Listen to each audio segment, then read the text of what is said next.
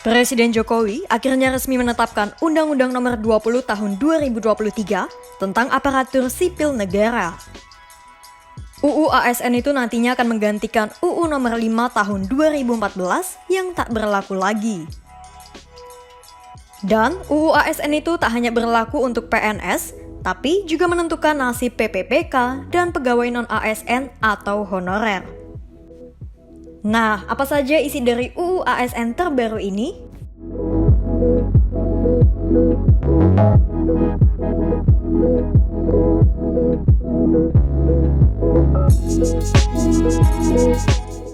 Selama ini uang pensiun hanya diberikan kepada pegawai negeri sipil atau PNS. Namun, melalui UU ASN baru, PPPK juga akan mendapatkan sejumlah penghargaan, baik material maupun non-material, termasuk uang pensiun.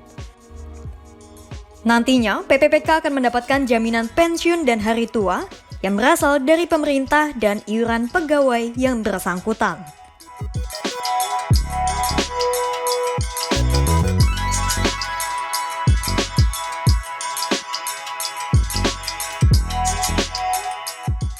Saat ini terdapat sekitar 2,3 juta tenaga honorer yang tersebar di seluruh Indonesia.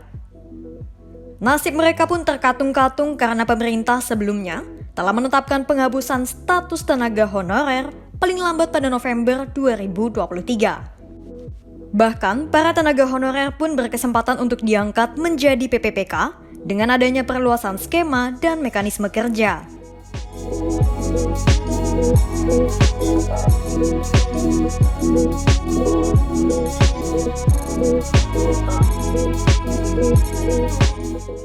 Pemerintah memastikan tenaga honorer tidak akan mengalami penurunan pendapatan. Kebijakan ini dibuat karena pertimbangan bahwa tenaga honorer memiliki kontribusi signifikan dalam pemerintahan. Namun, untuk tidak menimbulkan tambahan beban fiskal, UU ASN juga sudah mengatur desain penataan tenaga honorer.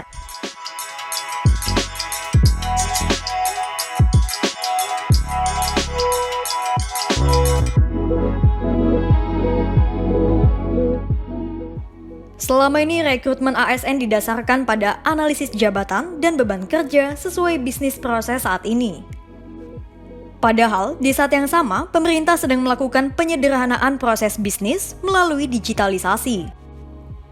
Ditambah, prioritas pembangunan saat ini adalah kedaulatan pangan, digitalisasi, hilirisasi, dan antisipasi perubahan iklim. Melalui UU ASN yang baru, rekrutmen ASN akan diprioritaskan pada instansi yang berfokus pada sektor tersebut.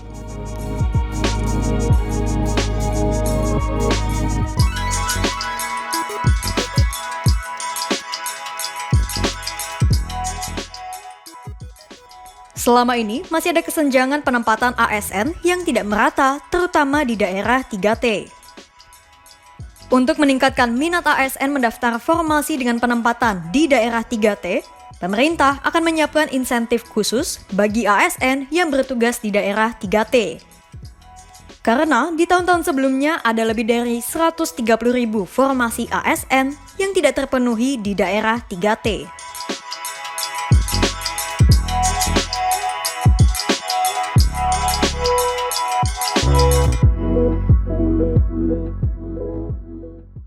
Melalui UU ASN terbaru, ASN akan dimudahkan berpindah instansi untuk mengembangkan kompetensinya. Misalnya, penempatan ASN keluar instansi pemerintah seperti TNI Polri dan BUMN.